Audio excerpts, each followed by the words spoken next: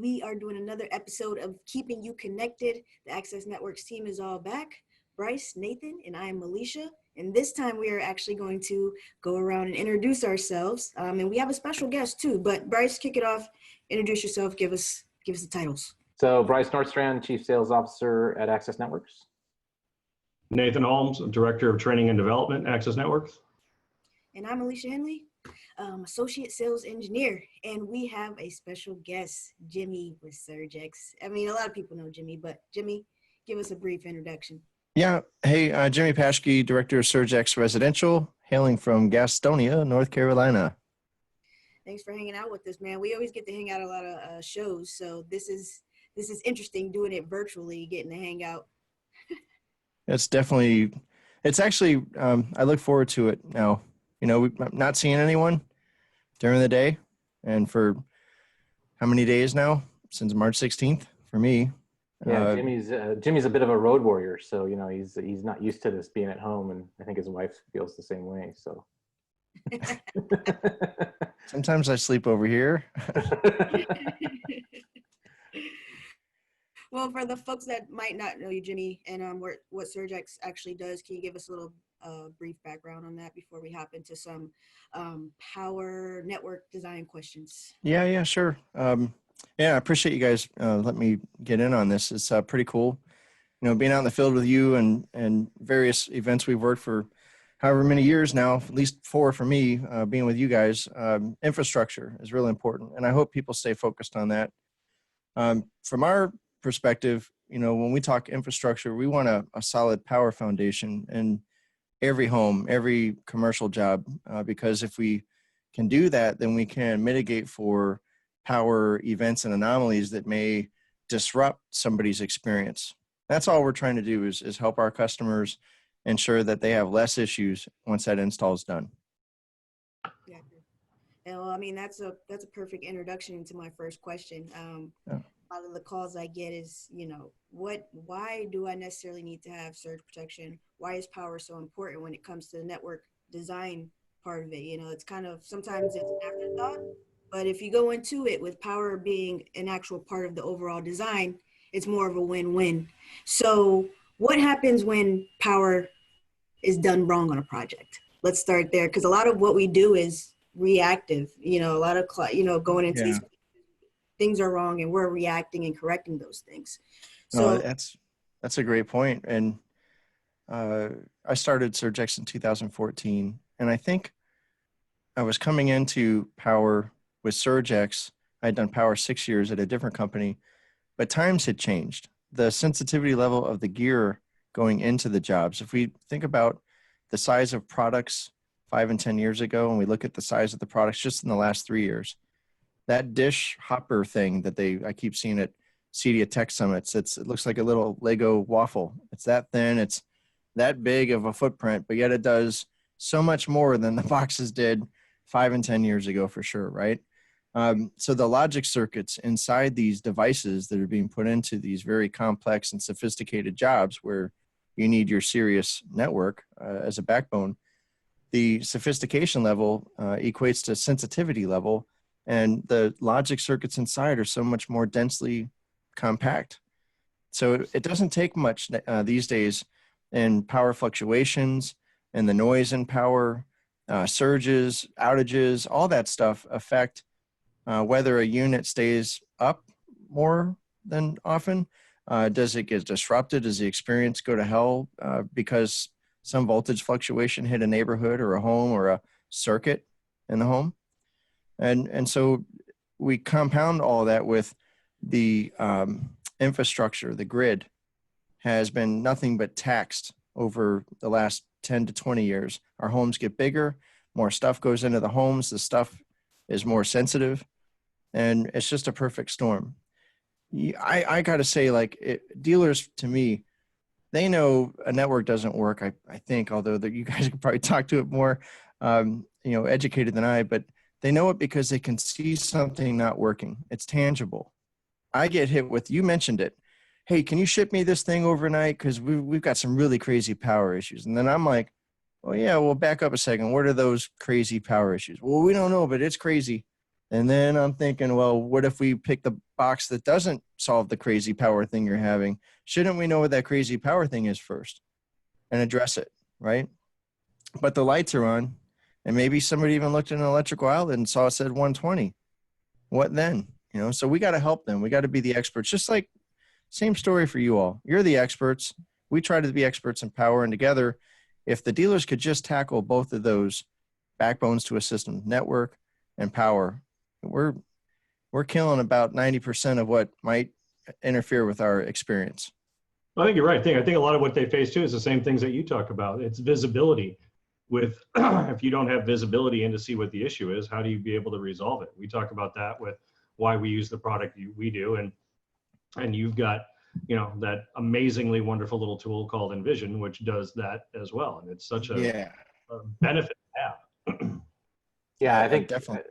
I think it's important to reiterate what you just said, which is the sensitivity of the products. I mean, as we move forward into to these more compact devices, you know, like everybody's trying to make, you know, wireless devices, even the access points, they're trying to make them smaller, even though they seem to be increasing in size because of the standards. But, you know, they're trying to make them smaller, more powerful. You know, on the network switch side, people are trying to get away from some dealers altogether have gotten away from centralized rack systems to some extent, where they've got things more spread out in the home, and they have more switches spread out across the home and those kind of things from a network perspective. So all of those things start to play into, you know, yeah, I conditioned the power of the rack, but did you condition it at where the device is at, you know, in the room? You know, I think there's a lot of guys out there that don't understand, like you have the possibility of introducing the same issue down the line if you're not conditioning that power as well. Right. Yeah, that's a good point. Yeah. Approach this from like the protection of the networking gear, right? A lot of people, they come back to us and say, what's the warranty plan on this if this happens, or if, you know, if it's completely shot? Well, did you protect it? You know, how is this, how are we approaching it from that point of view when we go into designing a system and selling it? Like I always say, we suggest that you have surge protection in some form or fashion. It's highly recommended, right? That way you're protecting all of your gear as well from all these different anomalies that can be happening on the power grid. Yeah. Yeah. And, you know, there's so many different things that could happen to affect product. You know, a voltage drop, you know, or low voltage coming into a home could be just as bad as getting high voltage. You know, you could tax a power supply in the product versus a We see that all surge. the time. We saw that all the time as integrators. We have brownouts or things are dropping to 80 volts and it doesn't die, or doesn't, you know, shut off. But all of a sudden you get weird anomalies and things, and it dramatically affects the life of the product too. Yeah, and it's hard to pinpoint, right? You know, a person looking at the product sees that the product is having a problem. And that's the challenge. If we had that, like you said, Nathan, that Envision diagnostic tool has been a godsend, because I can at least show someone with math and science that something occurred, and an event occurred, maybe frequently, that might have caused the premature failure of a product. And I will say, Alicia, to your point, that protecting a system, we protect on the high voltage side, and a lot of dealers will say, okay, so great, so hey, I'm covered, right? And I'm like, well, what do you mean by covered? Because I can't account for magnetic energy coming onto copper somewhere in the chain, right? I'm only protecting where the power cord is. Now that surge that might be, you know, 1,000,000 volts somewhere 2 miles away, magnetic energy coming into a home, once it hits that Romex wire that, you know, that we're protecting for, we can handle it.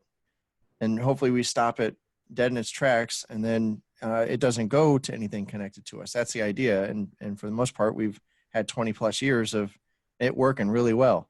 But look at all those Ethernet connections you guys are dealing with, you know, 24 and 48 port and plus in systems. There are dealers out there, Millennium in Orlando, Florida, and Tom Oliva up in Armonk, New York. Over the years, those guys have taken great strides to protect. But even they will tell you, this does not mean you are 100% guaranteed protected just because we protect, quote unquote, every single point of possible failure in a home. Gates, security cameras, outdoor speakers, Jandy controls for pool, spas, you know, you name it, everything inside with the network and coax cable. What they'll say is we've lowered the homeowner's risk.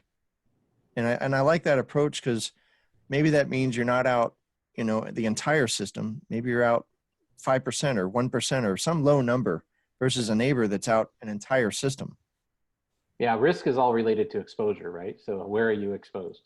If you're exposed in a lot of areas, then your risk is really high. And if you've limited that exposure by putting proper protection in place, then you lower that risk quite a bit. And I think that's a good message. Similar to the message we have as far as network infrastructure is if you have, if you're doing things like certifying cable and making sure that your Wi-Fi coverage is good, you're lowering your exposure because your risk is going to be low with actually having a successful deployment. So a lot of the same conversations are being had. Yeah, I think it's the same thing too. I mean, I did commercial and was Bixby certified decades ago before I got into residential.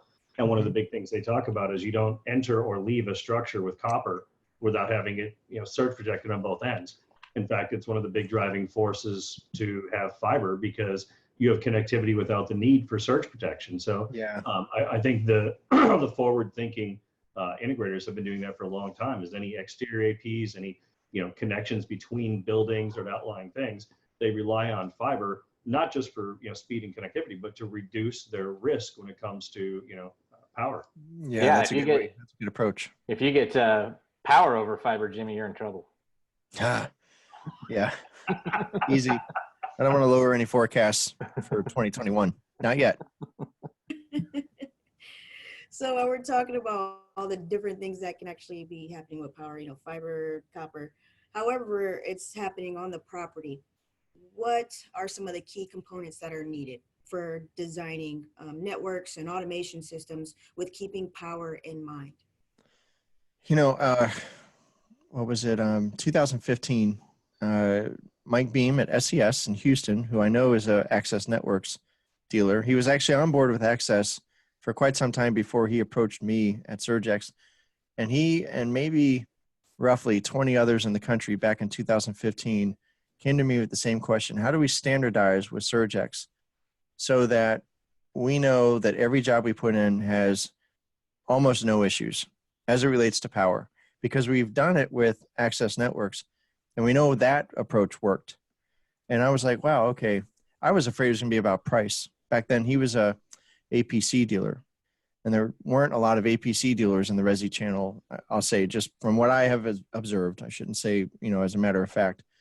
So I thought it was gonna be about price. I'm like, whoa, we're not gonna come in like anywhere near. And I'm sure you guys could say that you get what you pay for to a degree, right? And we're the best at what we do. And so what we decided was we couldn't just protect for surges. We couldn't just clean the power line. We needed to control so that we had stable power as well. So the approach we take on every job, no matter what size it is that the sensitive gear sees surge eliminated, non-ground contaminated power that's clean and stable. And quite sometimes, y'all, I will say, yep, that's a Surgex solution. And I also say sometimes, this may be different from you all, you have quite the offering. There are some holes in our offering. I might say, well, Taurus has what you need for this particular job to clean the power at the whole panel, branch circuit panel that's going for lighting as an example. But we have, for the most part, we can cover large jobs with larger UPSs to get stable power, to get clean power. And then we can protect locally, like Bryce was talking about. Don't just, think that you're protected because you covered some sources in the rack and then you didn't do anything for the TVs or maybe the stuff you've put behind the TVs in different rooms. Gotcha. And Bryce, I'm gonna bring this back around to you because when we go into a design, of course, power is a consideration again. So from the design portion of the Wi-Fi systems we deploy, what are some key components that we go into it with from a power perspective? So there's actually quite a few jobs that we quote where we actually ask the question, what's your power situation, especially in a commercial application. Residential, most residential integration companies have some type of power. It may not be the best using Surgex, but they have some type of power conditioning. Unfortunately, a lot of them actually pick things that don't do as much as they should for the price that they're paying. and they're more worried about features like turning outlets on and off than actually protecting the gear. A lot of times we find that if you actually protect the gear properly, you don't have to turn outlets on and off. Like the processor lockup doesn't exist because it's actually the issue that came in through the power was eliminated already. Amazing. Yeah. So, but what we do now is specifically on commercial projects is we actually enforce, if we're going to provide a network in that solution or in that situation, whatever the project scope is, we actually enforce that they use proper power conditioning, and we ask the question, what are you using? And if they kind of hem and haw about, well, we haven't really made that decision yet, we just point them at Jimmy. We basically like this is, and there's a couple of projects that we've actually specified products for them, and Jimmy's been involved in that process. We rolled out. There was a very large project we did down in Florida, and I think it had 20 Surgex pieces in it, 20-ish. Yeah, I remember that job. Yeah, Surgex pieces in it, and it was basically before that, Bryce, when I didn't know you, and all I would hear from dealers, it'd be something like a phone call that said, "Hey, this guy Bryce at Access said I should be talking to you." And I remember hanging up once, and then, damn, I hear so much about this. I had to call Bryce, just introduce myself, and Well, that came from my integration days, right? I mean, I had that experience where I live as an integrator. My power grid in the city that I live in is 100 years old, and a lot of it's never been updated. And we had all kinds of issues. As soon as the wind came or rain came, most of the high-end houses in this area would have specifically with automation processors lockup issues, and we would be power cycling and having to roll service trucks. And there was a point we did a big sports bar with Surgex in it, with a bunch of in-wall units and a bunch of battery backup and all kinds of stuff. And we got to the point after that job where I just said to our whole crew, like, we're not doing another full automation project without Surgex, at least at the very tip of the power to control all this stuff. And that eliminated 80 to 90% of the processor lockup issues that we were having on sites. Cool. Yeah. And still to this day, we don't do residential install anymore, and my wife does some other stuff with the company, and we still, like, if a client calls us and say we're having this problem, we're saying, hey, we're not doing that anymore, but here's this guy and he does Surgex, and that's what you should have put in because you're having this issue. So cool. Yeah. Appreciate it, man. Yeah. But it's real world, right? It's all about, experiences, and we all list off the experiences we've had, and we talk about those things. And the reason why we do that is because they're powerful. You're coming from a point of perspective and from a point of believing, and that's more powerful than just kind of winging it, right? Yeah, hoping that thing that we want to order is going to solve that crazy power issue. Right.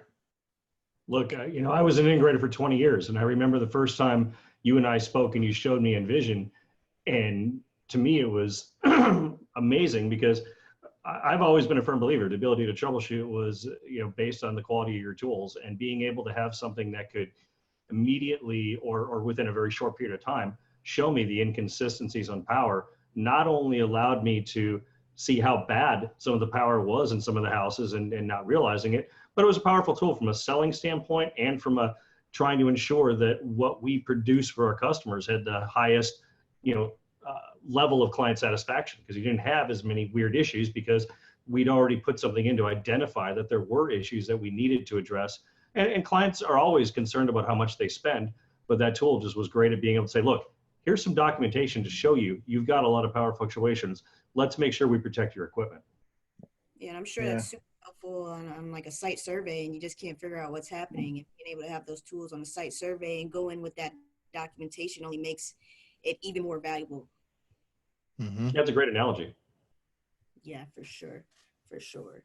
That is the site survey side of it just kind of just blew my mind. You talk about Envision, and I can see you like on a site survey, Nathan, just like geeking out with this tool, and really, because I know you love having like data and going back to somebody and saying, this is what it is. Like, I love seeing you present to dealers that way. It's just one of the Look, I'm not a salesperson. I can't sell anything, but if I put it in front of you and say, look, here's the proof why you need this product, I'm not selling anymore. The data is selling it to you. So yeah. I'm a big fan of data. Yeah.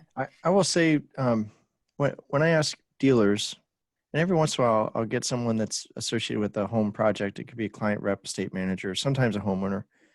Do you ever have any power problems? Usually somebody's going to say, nope, don't have any power problems. I think it must be that in their head, they're thinking, we haven't lost power in like a year, right? Right. I think that's the biggest thing, maybe where I haven't been hit by lightning in like 15 years or my whole life, whatever. But more and more lately, probably for 18 months or so, I have people calling in saying, I want to make sure my power is stable. And I'm like, wow, that's, I like that you're thinking that way, you know, because that is like one of the biggest things that we're seeing with hundreds of logs that we have stored now on Dropbox. Is this fluctuation in power. The grid's not stable. So I stopped asking, do you have any power problems? And instead, now I ask, hey, is power stable around here? Almost no one says, oh, yeah, totally stable. They're like, no, it's not stable. So that's our big dilemma. And that's a real easy one for us to take care of. Yeah, absolutely. Now this, you guys were talking about kind of the relationship between, you know, how you met Bryce and Bryce is sending people towards you. And I'm newer to the company. So how did the relationship with Access Networks and Surgex actually become what it is today? Well, I know that early on I was trying to sell and dealers were coming to me because you guys referred them and Bryce's name was brought up. And, you know, so I sort of got to know Bryce from that. Then my bosses, a cohort back then, approached Bryce about maybe Access could sell a couple of devices. They were our IP addressable devices, and they were not as user friendly as like a couple different competitors out there. We weren't cloud based. We didn't have an app. We were, you know, you had to port forward or you had to tunnel in. So it made it a little more challenging to set up if you weren't rock solid on your networking skills. And so it made great sense. And from there, just 2 SKUs turned into, you know, you guys sell as much Surgex as we sell, as far as like telling everybody out there you should be a Surgex customer. What if your store, which I guess wasn't together early on, it kind of came through, and Bryce, you could speak to that more, but once that store was available, it was like, well, hell, we got so much synergy between our 2 companies. It kind of makes just logical sense. Yeah, I mean, you know, a lot of it comes back to, you know, that part of the relationship was born out of probably finding some kind of common necessity between us. You know, as far as like, hey, if we're doing power for all these houses, it'd be great to have connectivity to those power devices, like the elite products that they have, and have somebody set that up and configure it. But for us, it's a win. I mean, for us to go out and make a almost like a plea sometimes for dealers to put in Surgex power, it's a win for us from a support perspective, because it eliminates a lot of known support issues with processors. And at the time, back when this all went down, we were seeing a lot of issues actually with the Cisco 866 router that we were using at the time. And it's kind of an interesting thing. What we saw is we would get the 866, there would be an issue at a site, and we would troubleshoot it, and we would figure out that box was having issues, and we would have it wouldn't come back up, it would lock up and not come back up, and we would say, hey, power cycle that, you know, because that's like one of the ways to get a device that is locked up back up. Yeah. And we hate power cycling stuff, but sometimes that's your only option. And we would have them power cycle the 866, leave it off for, you know, 3 minutes or 2 minutes, and then power it back up, and it would still be locked up. They'd send it back to us, and by the time it got to us and had sat in UPS or whatever transit method, and they fire it up on the bench, it fires right up. Well, it didn't fully power down. The problem in the site is the processor never fully stopped working because it wasn't turned off long enough. And so then we figured out, okay, well, 2 things here. Either we get proper power conditioning, which is what we're going to push on because it would just eliminate a lot of support calls. And 2, if we're going to power them down on site, they need to be powered down for like 20 minutes to a half hour, probably, to fully drain down. And sure enough, we stopped getting returns because of both of those things. We got educated, we got edumacated, and we actually, started specifying certain power products that I had used personally. And so I just started pushing it because I wanted to eliminate as many of those incoming support calls as I possibly could. I wanted to, you know, one of our things at our company for support engineers is to protect them at all costs. So how can I eliminate as much as, you know, that's Nathan's whole position in the company, is to make sure that the support guys are only getting true support calls. They're not guys that are supposed to be setting up networks remotely. That's not their job.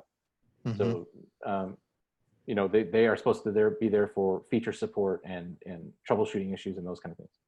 So the power side of this has been extremely important, and we preach it internally across the entire team, include not just the, you know, our team, the sales and client services teams, but across the engineering team. And that's why we've started to really enforce this this power mentality of, you know, if the power is not good and it's a job that we are worried about being at risk, we're not going to do the job. And an integrator should take the same, you know, these foundational items that we talk about, you know, these infrastructure items that Jimmy and I talk about all the time when we're out talking to people, and we talk about it together when we're at events, is these infrastructure items are, you know, power, data, you know, network, the wiring, the cooling, the racking, all of those things really make, if that stuff's solid, the foundation is solid, the rest of the project will work. Yeah, just okay is not okay. Right. That's right. Yeah. Back to the infrastructure, like that's I feel like that's going to be a main buzzword, if you say, in our conversations, because our access team is all about infrastructure and providing value, whether you are doing a custom design with us or buying through our value added distribution side of the business. We have these pieces in place to make it an efficient, you know, an efficient job all the way down to the power. So Jimmy, what's your design capabilities? I know you got Vince on the team, and so what does that look like for a dealer? What kind of avenues do you have that you can, you know, if somebody says, hey, I've got this big system and I want to know what I need to use, or what, you know, what UPS do I use, or what kind of services do you offer there? You know, I just told Vince this earlier today, because I have customers that'll ask me something. I'll say, hey, look, if I don't know the answer, because you know, if somebody's asked me enough, I'll have maybe memorized the answer, or I've looked it up enough to know what it is.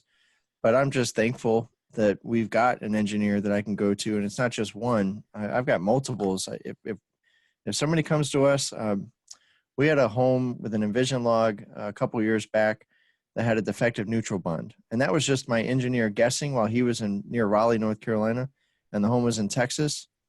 And 6 months later, that was the answer. Nobody wanted to fess up to it on the electrical side, but that was the answer: defective neutral bond. And we looked at an Envision log and we say, yep, that's our guess based on the data. And, you know, just a whim, but you see enough of these things, especially if you're one of my engineers, they can put it together. But from system design, then, when Envision tells us what we're dealing with, and that's how we like to start. If we know what we're dealing with, how do we tackle it? Now, we can tell you 8 jobs out of 10, you should approach it this way. But when it comes to particulars, what size UPS do we need? When you have this much stuff, you need this one. You got a lot more stuff, you need the one in the middle. You got a ton of stuff, you might need a big one. I have a job today. We just shipped 2 more 10 kVAs. He already has a 15 kVA on site. He's got 3 really large UPSs for 3 different sub panels throughout a home. And that's a really good starting point to the sub panel driving AV, driving the theater, and maybe driving the lighting load. You know, so it's all over the map, from $1,700 up to $500,000 plus for power products, just to approach the size of the job and the size of the budget based on complexity and sophistication. That's the angle we take. And you mentioned earlier that sometimes you point people in a different direction, like whether it's to tourist power. You know, we all have competition, but you admitted that there might be something that another, you know. Yeah.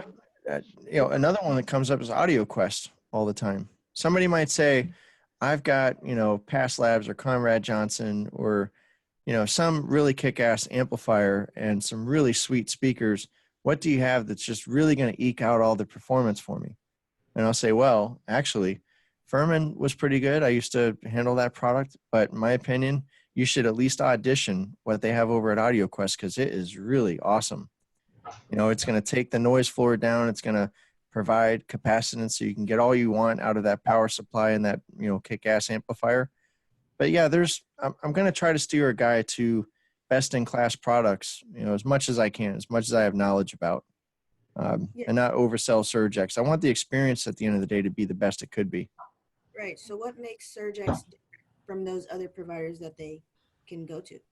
Well, I mean, as an example, my UPS does great to clean power, but it also generates 62 dBA, and it's big and it weighs a lot. So if you can't find room for a 450-pound UPS or bigger, and it's going to be too loud for where it's going, Taurus has a good product that has no noise. It doesn't do all that we do, but it's around the same similar price points, and it just sits up on a wall, a big old isolation transformer that can drive a panel. So, what do you need? Here are some things to consider. What's the best match?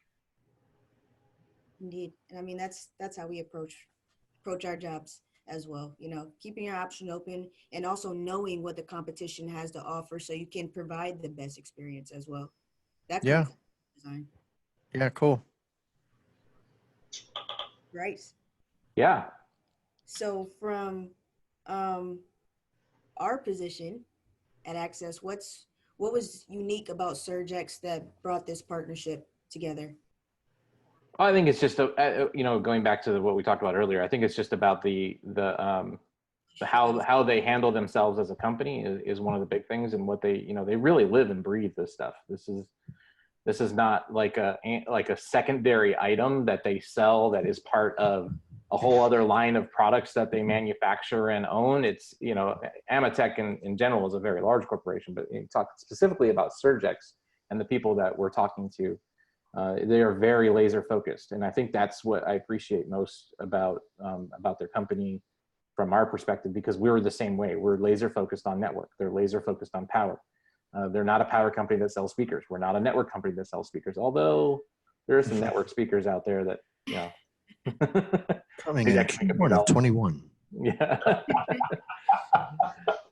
So anyway, the reality is that being laser focused and being the top of the game is both what we do and what Surgex does, and I think that's what I really like about it. We have Jimmy and I have other friends of ours that are in the industry that are at the manufacturer level, and think about all those companies that we spend a lot of time with is they're all laser focused companies. They all have a very specific niche and are best in class in that niche. So that's what I like. I think there's a lot of things that Jimmy and I talk about long term.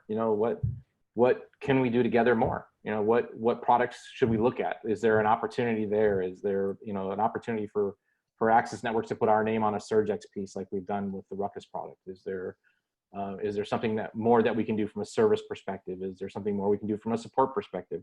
We're always looking for what, and that's, I think, the feedback that Jimmy and I like to get from the field is, what can we do? Like, what is the next step? What's the next iteration of this partnership look like? Yeah, listen, we're going to have our hands full just continuing our cause of make sure you use the right infrastructure. Tackle that, and you're going to, really appreciate it after that install. Best way to bring it home, infrastructure, back to where we started in the beginning of this conversation. It all streams and comes full circle. Mm-hmm. So before we go, everybody want to let people know how you can find us, contact us, all that good stuff? Jimmy, you want to kick it off? Yeah, sure. We've got product information at espsurgex.com. I'll just say candidly, if you go to Google and search products, it's probably easier.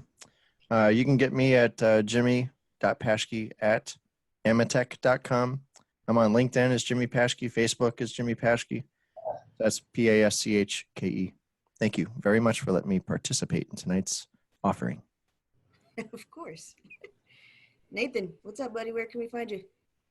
You can find me at accessnetworks.com. You can Google my name and Access Networks, and you'll find a ton of different training things that we've put out there. My email is nathan.holmes@accessnetworks.com. It's HOLMES. And you can usually find me at a ton of different industry events, holding different trainings and or online doing the same thing. Cool.